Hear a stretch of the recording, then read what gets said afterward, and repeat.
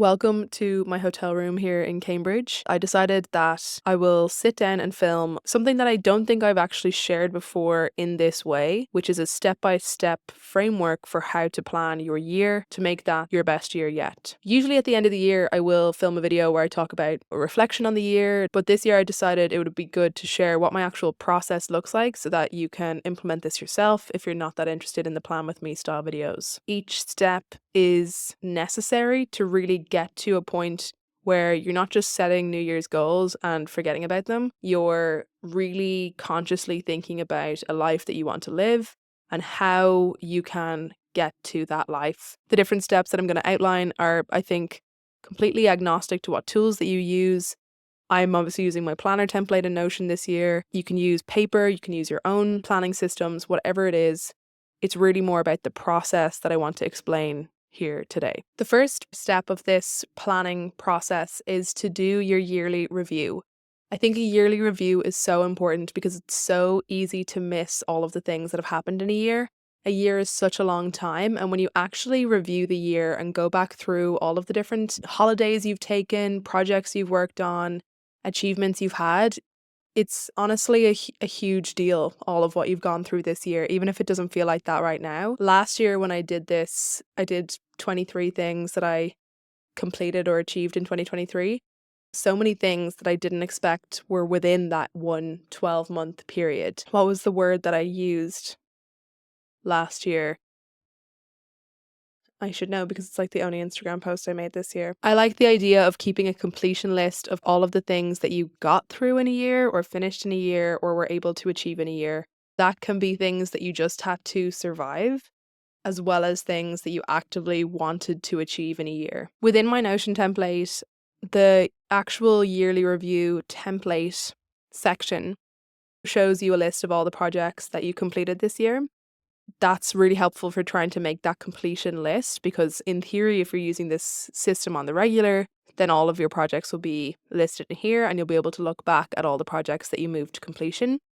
It also looks at different areas of life or areas of focus that were archived during the year. That can also show you, did you finish up any really big chunks of life this year? And then finally, it also shows the different goals that were set throughout the year. The other thing that I think it's useful to do is to take a look back through your calendar if you're somebody who actively uses a calendar, which I would strongly encourage if you don't, to look at what did your year look like and what did different parts of the year look like, and you'll probably remind yourself of some highlights and some lowlights of the year, some not so good times.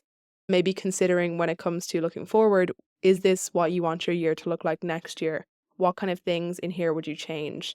So for example, my calendar currently looks, really busy and really crazy, and that's just like actual appointments I need to attend. And I don't think that's what I want my calendar to look like going forward. In Notion this year, I have implemented within my this year planner a yearly review form, which is a nice new option that we have for Notion where you can set up these different questions and fill them in kind of like a Google form. You'll then be able to reflect back on year to year, like what were the different achievements in the year, what were the different challenges. The questions that I have are achievements, what are my biggest accomplishments this year? Challenges, what were the toughest challenges I faced and how did I overcome them? Learning, what valuable lessons have I learned this year? Personal growth, in what ways have I grown personally, professionally, and emotionally? Relationships, how have my relationships evolved over the year and what am I grateful for in my connections with others? Well-being, how have I prioritized my physical, mental, and emotional health this year? Goals, did I achieve the goals I set at the beginning of the year, and if not, why? Memorable moments. What are my standout moments or milestones of the year? Gratitude. What am I most grateful for from this past year? Finances. How did I manage my finances this year and what could I improve? Habits and routines. Which habits serve me well and which ones do I need to let go of? Big picture. What did this year teach me about myself and my priorities? Community and contribution. How have I contributed to my community or supported causes that I care about? Next year. What do I want to carry forward into the next year and what do I want to leave behind? Vision and values. How aligned am I with my long-term vision and values? Unexpected occurrences. What surprises or unplanned events shaped my year in unexpected ways? Happiness. Was I genuinely happy and fulfilled this year? Why or why not? Reflections on change. What significant changes occurred and how did I adapt to them? And then future goals. What are my top 3 goals for the next year and how will I make them happen?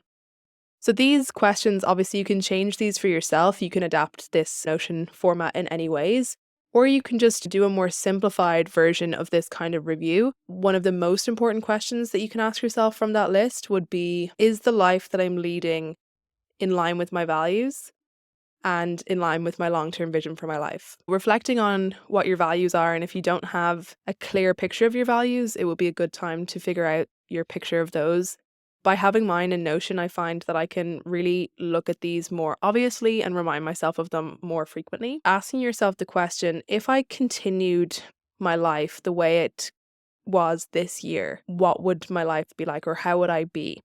If the answer is, I'd be exactly in line with my vision and I'd be reaching what kind of life I want for my long-term future, then that's amazing. But if that's not how you feel, then it's maybe time to think about changing something. I watched a video by Lavendera recently where she said, and I don't know who it was that said it, but she was quoting someone else, if you're not changing something, you're choosing something. If you are looking at your review here and you're thinking, I'm not super happy with how the life has been looking, if you don't make any change to that, then you're choosing to continue it. That's a really difficult thing to, I think, acknowledge for yourself. I think it's really worthwhile to spend a good bit of time on your review, because while you can do these types of reviews more often, quarterly, monthly, even weekly, I think the yearly review is very important to really get into a lot of detail, because it's such a big chapter of life a year that it's really, I think, it's something that's worth spending time on. Once you've done a thorough review of your year, it's now time to start to look forward and create the vision for what you want your life to look like. There's so many different ways that you can do this, but I'm going to share a couple of different suggestions that I've come across recently that I may or may not do a kind of full video on. I think something when it comes to vision, sometimes we have this desire to create something that's so different from us, almost out of reach, that it can be quite overwhelming to try and actually create this vision first of all, but then to try and make any action towards it. And something that I came across recently was, rather than creating a vision board, it was creating a becoming board. It's that you're filling your board with things that you want your daily life to look like. These can be really simple things like, what kind of hot drink does the person you want to become have in the morning? What kind of exercise do they do? How do they get to work? What does their evening routine look like? It's these little things make a life at the end of the day.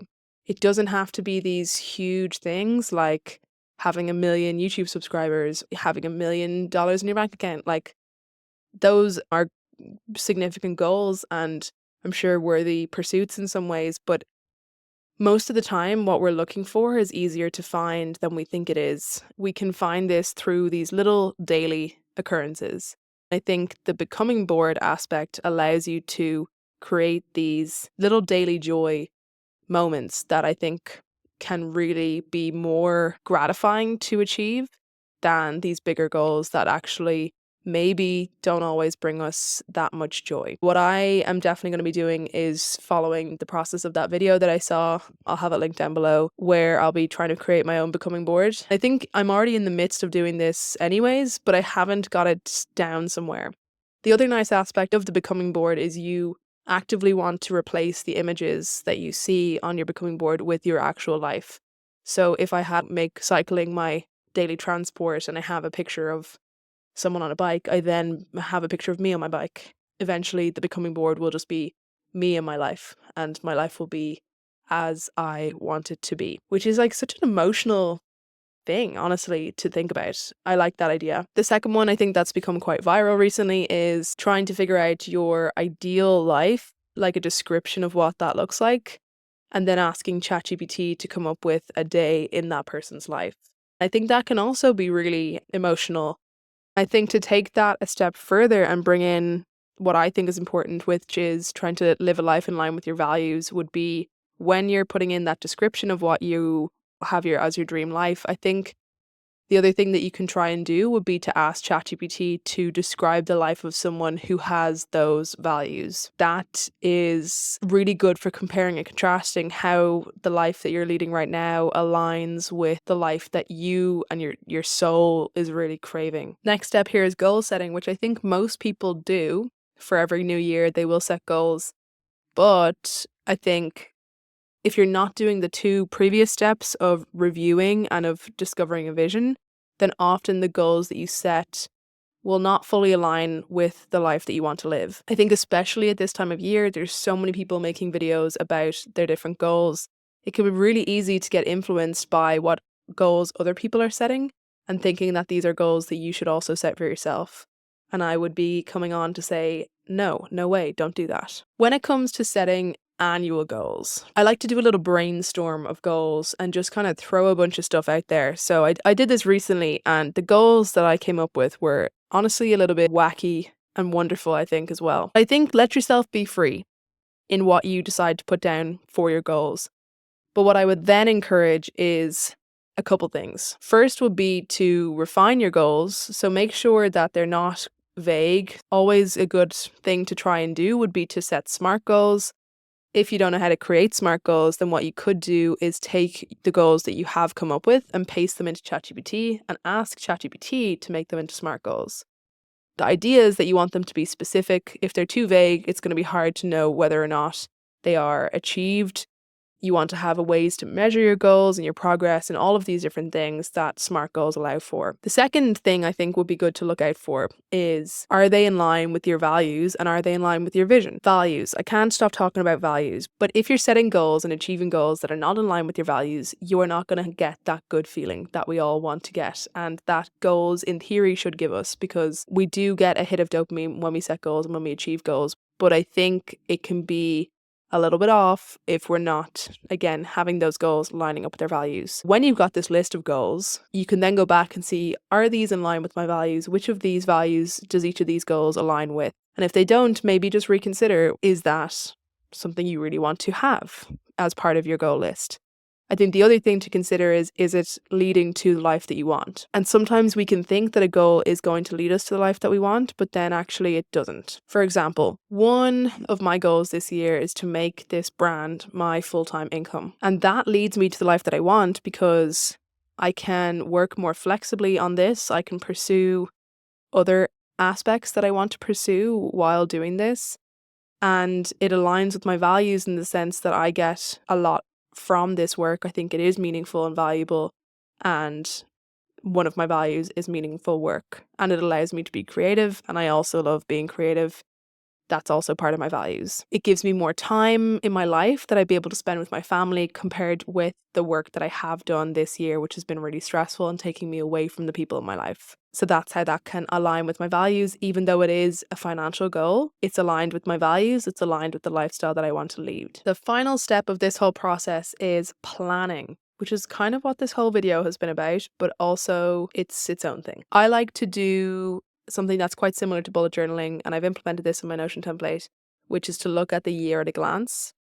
And that's filling in different activities or different events or projects throughout the year that kind of have key dates associated with them already. It's important to do this because when we are eventually going to want to implement some plan towards our goals, we'll need to know what else we have going on. And we'll need to know whether or not it's going to be actually possible to achieve those goals at those different stages. So the first thing that I will do is I will go through my year, go through my calendar of all the things I already have, go through whatever work commitments I might have for different times of the year, whatever family commitments I might have throughout the year, and try and outline all of those in a calendar format. I will then make some decision about how I'm going to break down my year to tackle these goals. Some goals will be really big and they will be something that has to have multiple stages of development. Other goals are ones that you might want to work on for just a period of time. It's not realistic to set all of these goals at the start of the year and make no plan towards how and when you're going to work on them. The when part, I think, is kind of key. If you've come up with a bunch of goals, I think it's worth taking a look at them and seeing, are there ones that make sense to go together For example, if you have a couple of different kind of lifestyle-based goals, does it make sense to spend some time at the beginning of the year to get together some good routines and set some solid foundation for the rest of the year? Yes, it does, I think. But I'm not going to force you to do any particular type of planning. If there's other goals that are like maybe skill-based, for example, that's probably something that you want to work on for a period of time. If you've got a really big skill that you're trying to build, if you decided that this year you want to run a marathon and you've never run a 5K before, you probably have then sub-skills that you want to work on. Some examples of different goals that I set this year: I want to spend some time and do some lessons in composing for piano, but I also said that I want to spend some time doing improv. So I probably won't do those two things at the same time. I'll decide on a season where I'll work on one of those things, and I'll decide on another season where I want to work on another one of those things. I think the same thing goes for any kind of learning-based goals or like growth-based goals. I think it's good to pick a season and work on those for that season. If you're following some goal setting and planning method, which I would encourage, the 12-week year can be a good one to go for, where you're dividing your year into 4 different sections of 12 weeks, and you're working on a couple of goals really intensely for that period. Again, that will make sense for certain types of goals. Other types of goals, it can be a bit different. You can then decide what way you want to organize your year to work on those goals. For example, do you want to start off in January? Do you want to do 4 12-week sections? Do you want to do 2 6-month sections? Do you want to do monthly goals? Maybe each of your goals are actually in a way smaller or more incremental that you want to build on month by month. But I think deciding that planning framework that you're going to use to achieve your goals is really important. I, for example, have decided that this year, rather than starting in January, I'm going to follow the Celtic calendar and have my next goal setting section start on February 1st. I like the idea of matching my goals slightly more to the seasons of the year and the celebrations that happen within that calendar than putting all this pressure on January 1st. I think it's really important. Can't stress enough that you're considering your commitments that you already have at different times in the year when you're thinking about when you're going to practice or make effort towards these goals. Actually creating a plan for those goals will then come into each section of work that you want to do on those. Some of them will involve setting habits and trying to track those habits. Some of them will involve projects and outlining all of the different tasks that you need to do and when you want to do those in order to reach your goals. I would love to talk about all of this in this video, but it's just too much for one video. But I do have a longer video where I explain more about my Notion template, which includes a little bit about that kind of goal setting and 12-week year style planning that I'll have linked down below. Thank you for watching. If you are engaging in your planning for the year, I hope this video was helpful, and I would love any tips that you have, because I have been doing a bit of exploring for this video. I found some really nice kind of new pieces that I liked that people do that I want to kind of implement and incorporate into my own systems. And I think we can always learn from each other. So please suggest and connect below, and I'll see you in the next video.